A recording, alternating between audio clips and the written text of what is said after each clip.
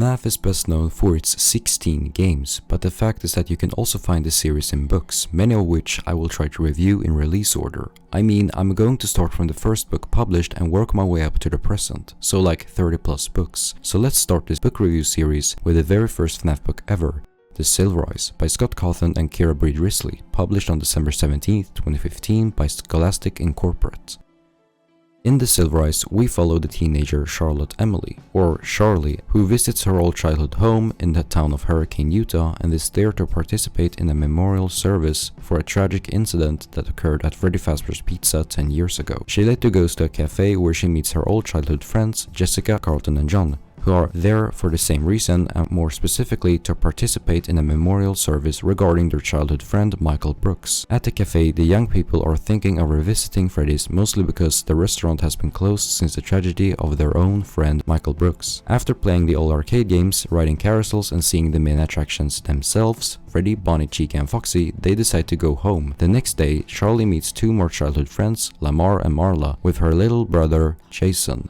Together, the 7 youths attend a memorial service for Michael Brooks, and afterwards, Charlie spends time with one of her closest friends, John, who recounts his perspective on the incident when Michael disappeared, and that the perpetrator wore a yellow mascot costume representing a bear. Toward evening, all 7 youths return to Freddy's together. Once there, they find a small control room under the stage where the attractions are located, and that the controls are used to control the animatronics. John and Charlie decide to play hide and seek. And once Charlie hides behind one of the attractions, Foxy, she is injured by the fox hook, which is being controlled by her friends from the control room. After the accident, the young people go to a motel where they sleep for the rest of the day. The next day, Charlie once again reflects back to her childhood, and that there was a sister place to Freddy's whose attractions wore yellow springlock suits that could either function as mascot suits or full robots. Charlie and John revisits the ruined restaurant that turns out to be called Fredbear's Family Diner, where she recalls old memories from the day her twin brother Sammy disappeared, and that the perpetrator was also wearing a yellow mascot costume, this time depicting a rabbit. The kids make a third visit to Freddy's, wherein this time they're discovered by a security guard who calls himself Dave Miller. The youths make a deal with the guard and ask him to show them the entrance to Freddy's restaurant, after which they will never return to the place. Dave shows them the way in and lets the kids control the animatronics through the control room under the stage. Charlie notices that the guard Dave seems a bit mysterious and that he has a well-known expertise in controlling the animatronics through the control panel. Suddenly, the robots on the stage stop working, whereupon security guard Dave leaves for one of the back rooms, where he puts on the yellow mascot costume. With that suit, he captures one of the youths, Carlton, right in front of Jason's eyes and disappears. After hearing the screams of both Carlton and also Jason, the youths leave and contact Carlton's father, police officer Clay Burke. Clay lets the kids visit his place, then tells them how he's been working on the Freddy's incident for a long time and that the suspect was never caught. The next day, Carlton's parents realize that Carlton hasn't shown up and that they start to get worried. Clay sends off a police officer, Dunn, who unfortunately falls victim to the perpetrator behind the mascot costume, Dave. So toward the end of the day, the youngsters return to Freddy's one last time to rescue their friend on their own. After much back and forth, one of the friends, Charlie, manages to get to Carlton, who's trapped in one of the springlock suits. Charlie, whose father, who had once been a business partner with security guard Dave and manufactured unstable springlock suits, manages to rip the suit of Carlton before the springlocks has time to cut into Carlton's skin. The teenagers then manage to knock out the guard Dave and tie him up for what he's done, but without any response, the next problem becomes dealing with the now living animatronics that are streaming through the pizzeria on a hunt to kill the youngsters. Meanwhile, at the police station, Clay Burke finally realizes that the security guard Dave and also one of the owners of the destroyed Freddy's pizzeria is the same man, whose real name is William Afton, the prime suspect in Clay's police investigation towards Freddy's. Clay arrives at Freddy's to rescue the youths, including his son Carlton, but at the last second, security guard Dave, aka William, shows up and takes Charlie hostage. Charlie, who has long known about the unstable spring locks inside William's yellow mascot costume, pulls on them, which in turn locks all the animatronic parts into William's body, killing him. Freddy and the gang, whose suits have been haunted by the 5 missing children from the 10-year tragedy at Freddy's, get to see their real killer and therefore take William out of sight. The youths leave the restaurant and that's pretty much the end of the story.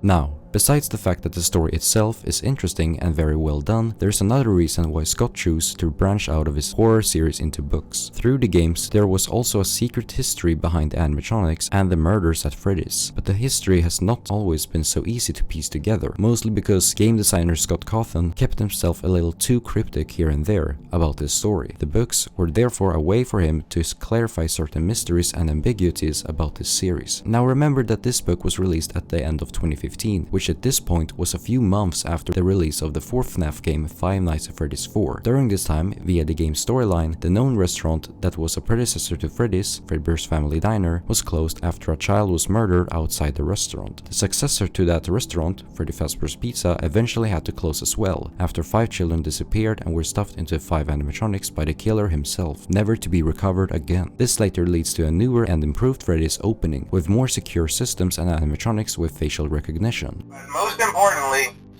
they're all tied into some kind of criminal database, so they can detect a predator a mile away. Of course, this doesn't hold up, and the killer himself, who's been given the fan name Purple Guy, visits the place and murders 5 more children, causing the place to shut down again. After a while, the murderer visits the pizzeria to destroy the haunted animatronics once again, only to be lured into his yellow Springlock suit and die. 30 years later, the horror attraction Fazbear's Fright opens with the intention of reviving the former Freddy's and its tragic past, but with the place hardly in the right hands and that the murderer himself, Purple Guy, is still alive, the place is set on fire due to faulty wiring. When the perpetrator finally dies, his 5 victims can then move on, leaving behind their mascot costumes and ascending to heaven. The first thing you notice is that the story in the books and the story in the games are not the same, but there are some similarities. The fact that the killer in both stories murders 5 children and is strongly associated with a yellow mascot costume that they are later locked in, and that on a later occasion they work as security guards near the pizzeria. There are clear and present parallels between guard Dave and Purple Guy, which in turn could suggest that the Purple Guy's real identity is William Afton, aka Dave Miller, aka Springtrap,